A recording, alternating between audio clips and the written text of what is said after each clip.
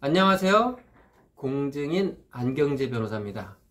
저는 공증을 전문으로 하고 있는데요. 공증에 대해서 일반인들이 잘 모르더라고요. 그래서 제가 유튜브를 시작했습니다. 이대리님, 네. 우리 오늘은 어떤 주제를 한번 해볼까요? 돈을 빌려줬을 때 음, 재판을 하지 않고도 쉽게 돈을 돌려받을 수 있는 방법에 대해서 알아보고 싶어요. 한번 빌려줄 수도 있는데요. 근데 이제 돈을 안 갚으면 받아내야죠. 근데 이걸 알려면 법 시스템을 조금 알아야 돼요. 원래 원시사회에서 돈 빌려줬는데 안 갚으면 어떻게 했을까요? 다시 뺏어와야죠. 가서 힘으로, 그죠? 네. 근데 그렇게 되면 우리가 불안해서 못 살잖아요, 그죠? 그래서 법은 그 당사자들이 가서 강제로 뺏어오는 걸 금지시키고 있어요. 이걸 뭐라고 하는지 알아요? 법학과 시간 때 배웠을 텐데, 뭐 자력 어쩌고 저쩌고 뭐라 그래요? 사적 음, 까먹었어요. 자력 구제 금지 원칙이라고 그러죠. 들어봤죠? 네. 그러면 이제 자력 구제를 금지한 대신에 뭐 그런 싸울 수 있는 마당을 만들어줘야 될 거 아니에요. 그게 어디예요? 법정이죠. 그쵸, 법정이죠. 법정인데 당사자들이 못 싸우면 뭐 대신 싸워줄 용병이 있어야겠죠. 네. 용병 역할하는 사람이 누군지 알아요? 변호사요. 그렇죠. 자, 그런데 좀 길어졌는데 그럼 법적인 절차는 어떻게 되냐면 그 권리가 정말 돈 빌려주는 게 맞는지 확인을 해야 되죠. 네. 왜냐면 돈 빌려줬다고 했는데 거짓말도 있잖아요. 네. 그러면 증거를 통해서 그 권리 빌려준 게 맞는지 확인하는 걸 뭐라고 하는지 알아요? 법적인 절차로? 판결 절차. 판결을 받아내는 절차예요.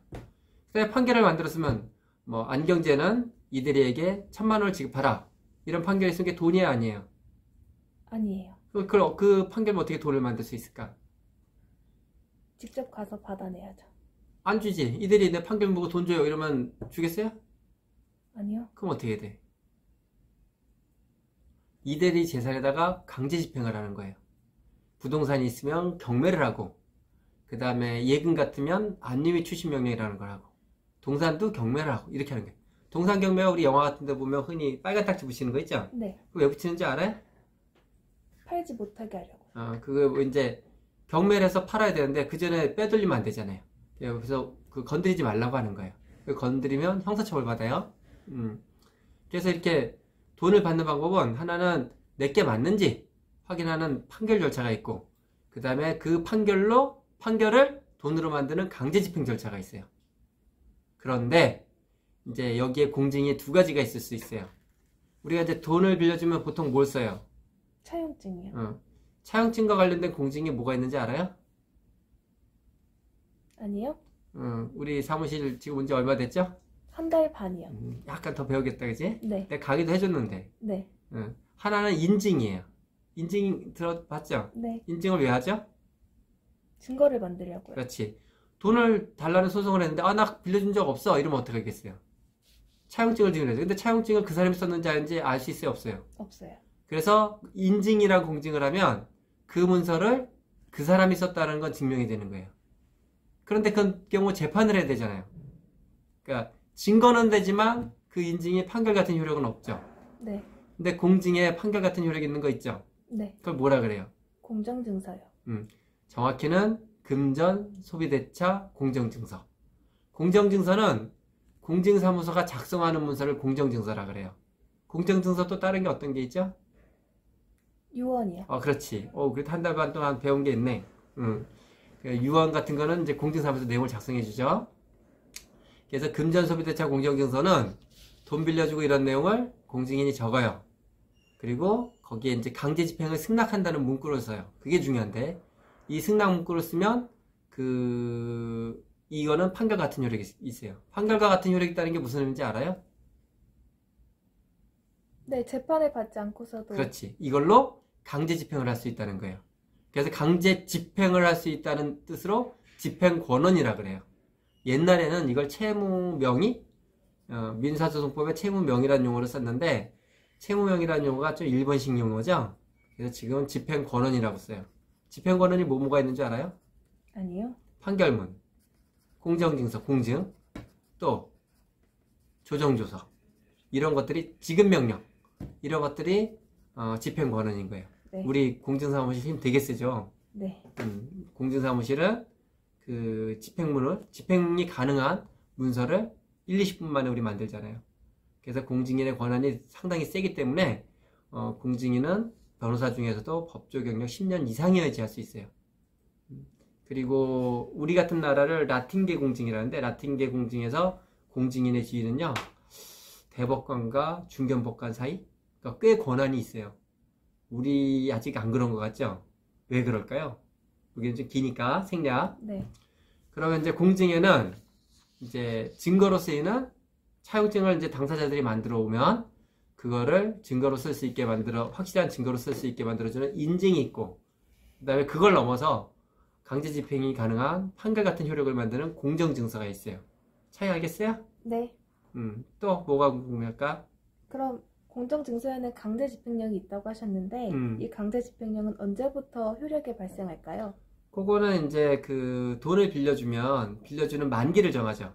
변제기가 지났을 때 이제 효력이 있겠죠. 변제기 전에 뭐 내년 1월 1일까지 갖기로 한다는데 금년에 달라고 하면 되겠어요? 안 되겠어요? 안 되겠어요. 그래서 그때부터 효력이 있죠. 그렇다면 금전 소비 대차 이외에 물품 대금이나 공사 대금에 대한 공증도 있을까요? 당연하죠. 물품 대금이 됐든 형사합의금이 됐든 심지어는 이혼하면서 위자료가 됐든 뭐 재산 분할하면서 어떤 돈이 됐든 다 가능하죠. 물론 이제 이혼의 경우에는 특히 재산 분할의 경우는 약간 어려운 이론이 하나 있어요. 그건 다음 기회에. 이대리 그동안 뭐 살면서 돈 빌려줬다 못 받아본 적 있어요? 네. 얼마를? 언제? 110만 원 정도? 참 110만 원 정도 되면 소송하기 배보다 배꼽이 더 크죠, 소송하면. 네. 그래서 사실은 그런 돈 빌려주면 공증하는 문화가 자리 잡히면 돼요. 그럼 소송 안 하잖아. 네. 그리고 되게 부담을 느껴요. 왜냐면은 안 갖고 있다가 어느 날 월급에 차압이 들어오고 뭐 이럴 수 있잖아요, 그죠? 네. 사실은 변호사가 돈을 안 갚았다. 옛날에 의사도 됐는데 지금 안 돼요. 변호사가 돈을 안 갚았다. 그 근데 재산이 없어요. 근데 분명히 돈을 벌고 있는데 재산이 없어. 한 5천만 원 빌려줬는데 그 변호사한테 돈 받는 방법, 기가 막힌 방법이 있는데 아세요? 아니요. 파산제도를 이용하는 건데요. 그 채권자도 파산 신청을 할 수가 있어요. 그럼 변호사는 파산이 되면 변호사 자격 박탈돼요. 그러면 돈을 벌고 있는데 5천만 원 갚겠어요? 안 갚겠어요?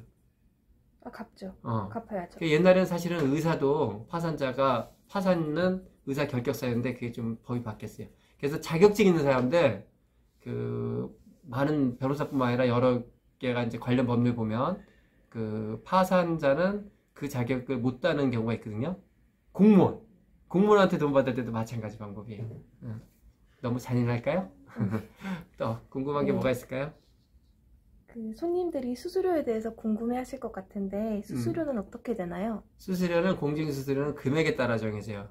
그 차용증 인증은 대충 0.15%. 그러니까 1억일 때 15만 원, 조금 넘어요. 그 다음에 공정증서는 0.3%, 1억일 때 30만 원, 조금 넘어요. 1억일 때 정확히는 32만 8천 원.